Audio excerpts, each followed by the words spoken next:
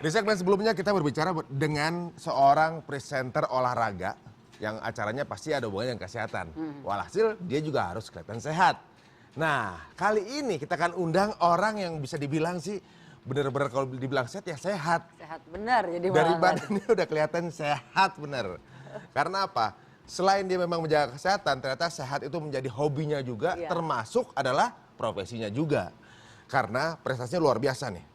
IFBB Indonesia National Championship sudah 7 kali. Mister Asia 3 kali.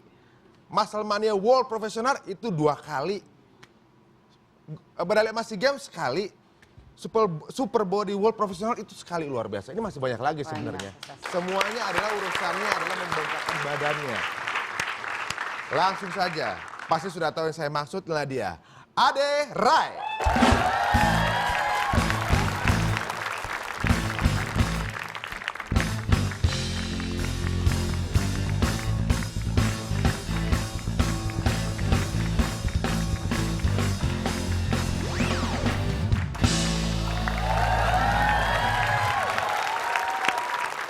Mungkin banyak yang tahunya Ade Rai ketika dia sudah menjadi juara gitu ya.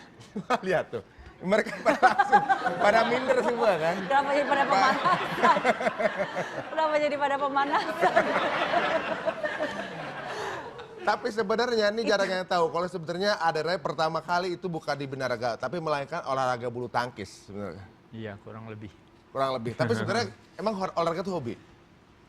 Iya, kebetulan kecintaannya di olahraga. Jadi dari kecil senang olahraga aja. Mungkin bakat dan potensinya ada di situ gitu.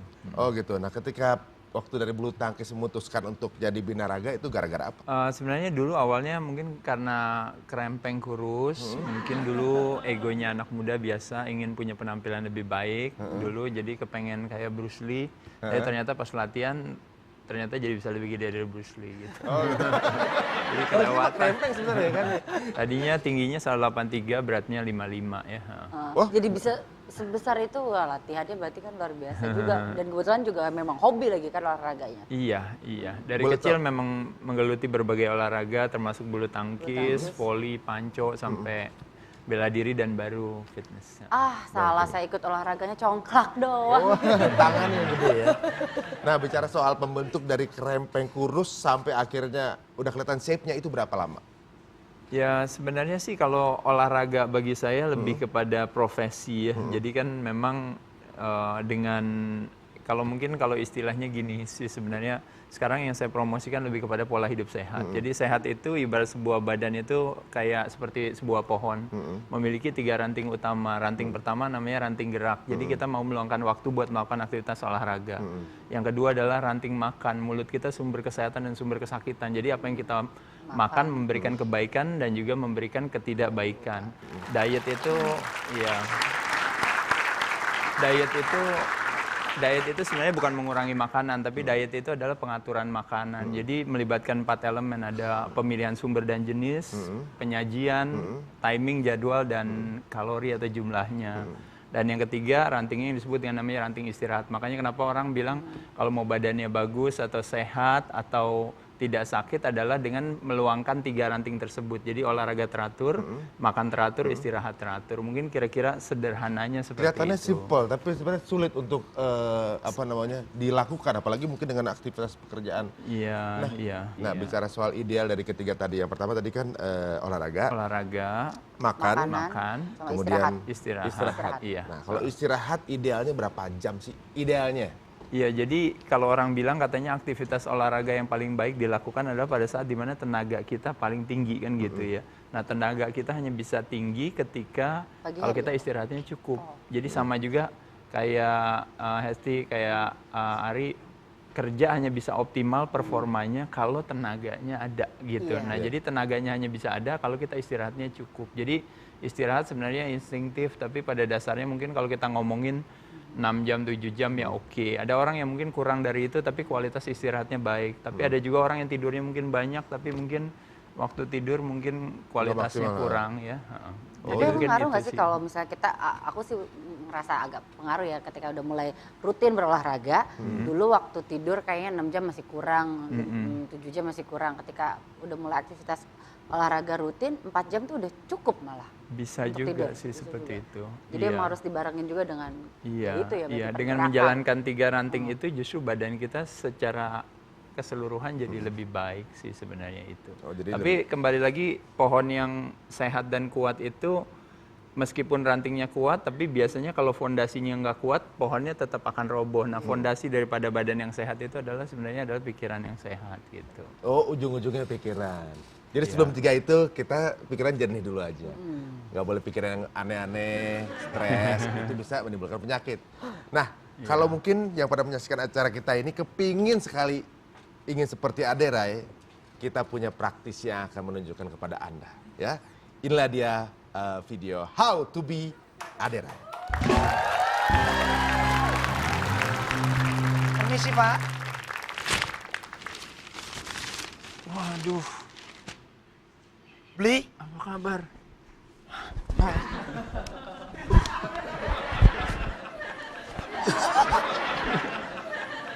Gimana kabarnya? Baik. Baik, Beli. Duduk. Aduh, minum. Katanya mau jadi kayak saya kan? Iya, Beli. Bagaimana Minum. cara seperti itu? Ini sarapan saya tiap pagi. Cobain ya. Telur? Iya, Bang Epe pasti suka. Enak, cobain dulu. Memang enak. Enak, coba dulu tes. Enak. Habisin. Nah, udah cukup. Putihnya yang banyak, kuningnya dikit aja, kulitnya jangan dimakan. Iya. Ya. Itu satu. Yang kedua, latihan. Latihan. Iya. Nih. Apa yang ini pegang, saya yang ini. Ayo, mulai. Gerakannya ikutin ya. Siap. 1. Ayo, turun pelan. Naik. Naik lagi. Tangan kirinya jangan diikutin. Ini yang ini, sini. Kiri sekarang. 1, 2, 3.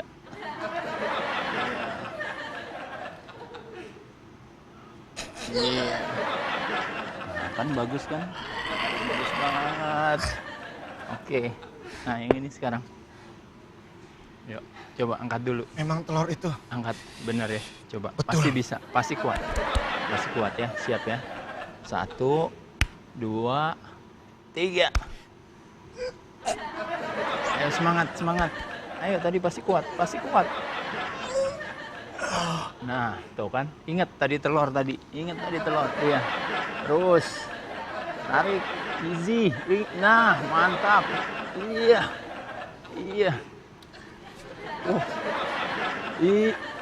Wah.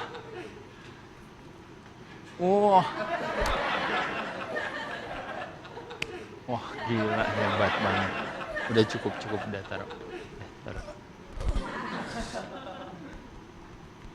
Kok langsung bisa gitu sih? Tadi pasti gara-gara telur kali ya tadi.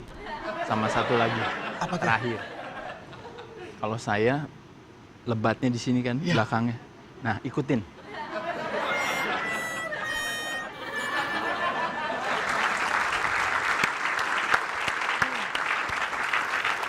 Ya, mudah-mudahan bisa diambil poin-poin positifnya untuk siapa tahu bisa mendekati Aderai ya. Atau juga mungkin menjadi penerus. Itu umur segitu masih bisa tinggi lagi ya? Enggak, tapi sebenarnya Ari mau dikasih tahu ya bahwa sebenarnya salah paham ketika orang menganggap bahwa harus jadi saya gitu. Sebenarnya nggak ada sama sekali. Saya lebih kepada menjadikan olahraga ini sebagai profesi gitu. Tapi yang dipromosikan tuh sebenarnya adalah lebih kepada semua orang tuh bisa punya badan yang sehat dan jauh dari sakit sebenarnya. Karena ada istilah yang mengatakan bahwa sehat tidak menarik selagi masih kita miliki, baru menjadi begitu menarik pada saat dia pergi dari kita. Sakit itu ibarat sudah jatuh tertimpa tangga, rasanya tidak enak, harus bayar pula. Jadi ditraktir aja nggak mau, tapi ironisnya kita mesti bayar sendiri juga. Jadi aktivitas yang paling konsumtif adalah ketika kita harus membeli sehat, bukan pada saat kita harus membeli barang. Nah, jadi sebenarnya betapa nggak enaknya kita itu sakit satu.